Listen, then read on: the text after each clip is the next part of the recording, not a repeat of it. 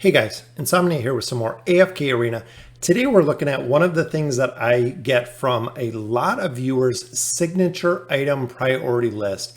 Who we should take to 30, who we should keep at 20.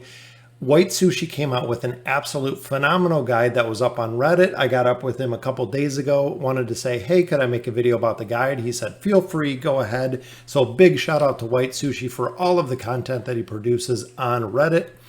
So looking at the signature priority list, the left side is taking items to plus 30 signature items.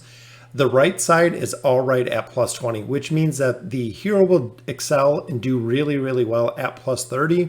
Well, you should focus your ability and resources on the heroes on your left.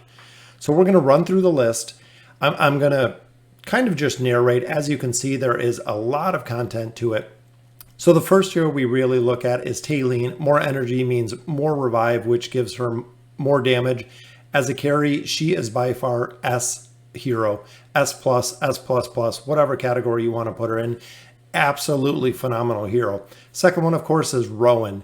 Only non-celestial or hypogen that is the game changer at plus 30. Not only lets your team get the edge on ultimates, but it also makes him a better tank as he gets more stats from leveling up his signature item. The next four, which most players, if you're not focusing on these in the Stargazer, you're not going to get them. And if you do get them to Mythic, plus 30 takes a long time to get there, especially once you get them to Ascended and to get all four of them. Super, super powerful when they get their plus 30 signature item, but not a priority for most players. As you can see on the right, we have the twins. SI increases her stats and survivability, but she does very, very well at plus 20. So if you're looking at the S priority, of course, go with Thalia and Rowan before you go with the twins. Moving down the priority list, so looking at the A priority heroes, as you can see here, the big three heroes that you want to focus on are Pharrell, Iran, and Sophia. They're the holy trinity of free-to-play carries used in most PvE lineups. Not only do they have great plus 30 effects on their signature items, their plus 25 stat involves either haste or crit, which makes them even stronger. So very, very focusing on those three heroes. If you've seen, the Pharrell combo with the Thalia and Nara is super powerful. So is the Sophia Iran combo. Again, a super powerful formation shell. Great combination. Next one is the Thalia. Needs her plus 30 signature item. So in terms of necessity, her plus 30 would be S because it's extremely usable. She's not as prevalent of a PvE carry as some of the other ones because it does add a bleed. If the heroes in PvP are on the same level as her, of course it's going to do more damage versus the campaign, but her ability to stun is still very, very powerful. Next we have Orthos and we have Wukong, which are primarily PvP heroes. Plus 30 is good. Looking at the right side, so doing plus 20. So these are the heroes you want to focus on getting up to 20. That's where you want to keep them until you focus on more of the priority heroes as you see on the left side or the S tier. So Gwen does very, very good with her signature item at plus 20, as well as Rose, Leica, and Tassie. On my other account, I have both Tassie and Leica at plus 20. Same with my Lightbearer account. I have Rose at plus 20. This is where they're going to stay for the time being because taking it to 30 does have a good effect, but not a necessity and doesn't add that much value. So looking at the next list as we're going down, the B tier is Thorin. His SI works at unlocked, but to get his retaliation ability to work twice, so he'll actually survive through damage that would have killed him twice, you do have to get it to 30. Unlocked will do the first unlock for retaliation. The plus 30 will get the second unlock for retaliation, which is very, very powerful. Arthur, one of my personal favorites, great synergy with Gwen because Gwen's normal attacks turn into the fire arrows. Her plus 20 makes her double attack when hero uses an ultimate ability. So very, very cool. Same with running Khazard. Building plus 30 is cheap from the lab because it doesn't eat the emblems. You can actually just buy them over time. As you can see, Cirrus is in there as well. Very, very powerful, still limited testing on him. Followed by Skarath, Solus, and Isabella. They're very, very powerful in the tower. They don't get that much PvE action, but when you look at the Wilder Tower, when you look at the Graveborn and the Mauler Tower, they are almost required with the selection of heroes that are offered for those factions. Gwen is very, very powerful, but Belinda is a lot more accessible. You get a lot more copies of. She is the first hero that I got to plus 30 for her signature item, which is super powerful. And of course, we finish out the rest of the B tier with Lucius, Namora, Nara, and Falks. Again, just taking them to 20. As you can see from our grid, they are on the right side. 20 will do very, very well. Prioritizing the heroes you see on the left side, even in the B class.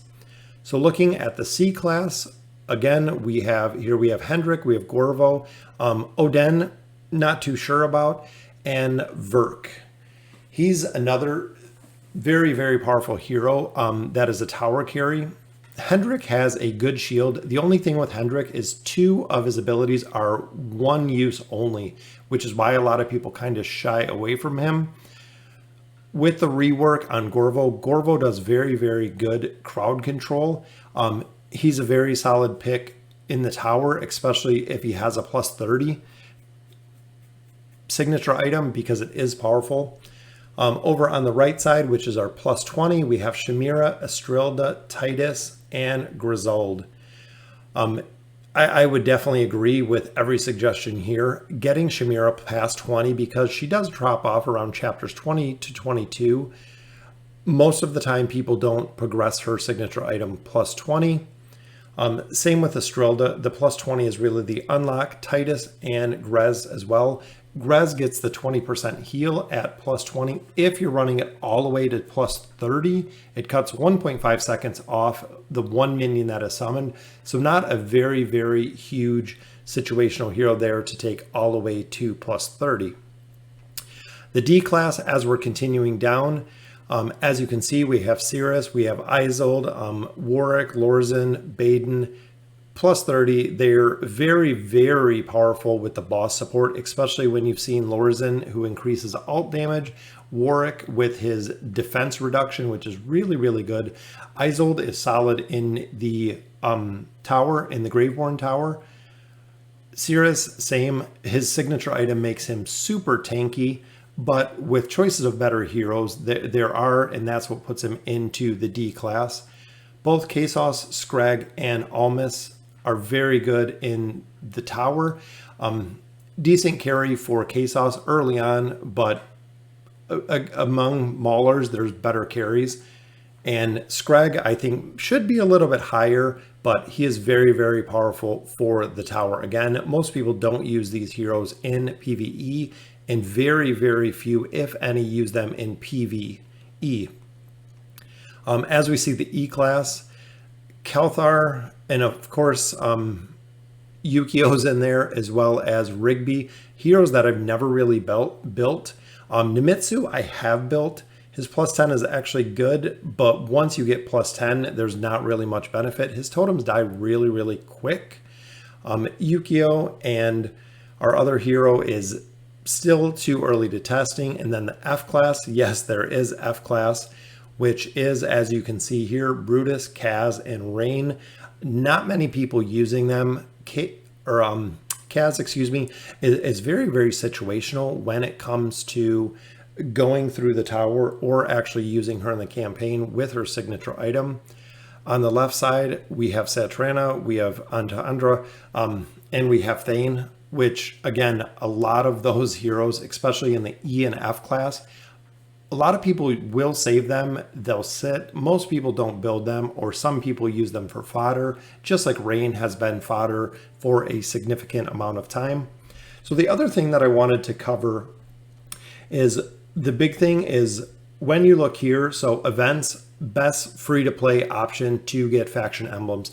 We have the Lost Sigil event that is coming out probably in the next day or two. Go for the red chest. Trust me when I say this, go for the red chest.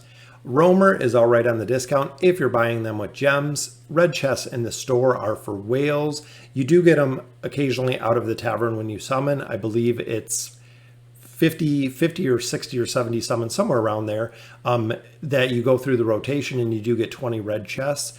And the lab store, they are now available in there. Not a priority though. Focus on the priority of getting the heroes that you need and getting the heroes up before you focus on getting the faction emblems.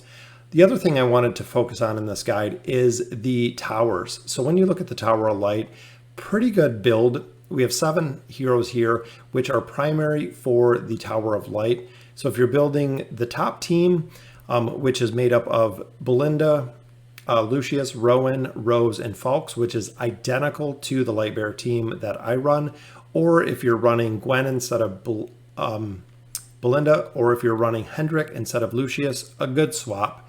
Same with the Citadel here, running Titus with Brutus, Sophia with Skarath, and Nimitsu. If you're swapping it out, go with the combo here that we have of Scrag and Kasos to replace Titus and Brutus. So depending on who you're building, because there are going to be heroes you're going to need for the faction towers, as you'll see with later progression in the game. Same here with Iran, Lorzan, Tassi, Laika, and Namora.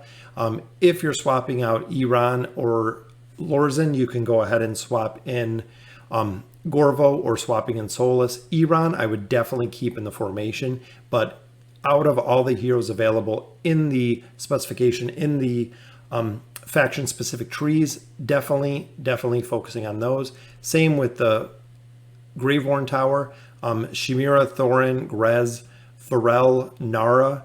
If you're swapping Odin or Isabella out, which Isabella is super powerful in the tower, so is Odin, because of his energy disintegration. So go check out the guide. If you're not following Reddit, if you're not looking at White Sushi's post, he puts out some absolutely amazing guides that I wanted to cover. As you can see here, the primordial emblems I think are a little bit higher. I think it's 220, not 200. I think the amplifying is right on at 240, and then the faction to get to plus 30 is 300.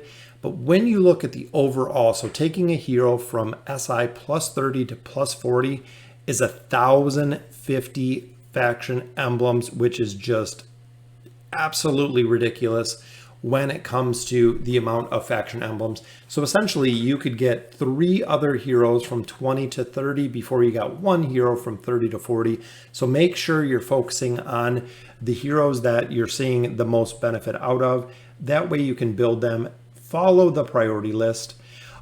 It does take time, but over time, AFK Arena is not a race. It is a slow, steady, day-by-day progression. So making sure when you're going to start leveling up a hero or when you're focusing on signature items for the first time, look at the list, find what hero you have unlocked. Make sure you're following the priority list because it will pay dividends in the end as you get further into the progression. So let me know in the comments what you think. I absolutely love the signature priority list. I agree with it 100% looking through all of the content. Interesting to see where Cirrus and a couple of the newer heroes actually land on this. So again, let me know in the comments what you guys think. And as always, thank you guys for watching.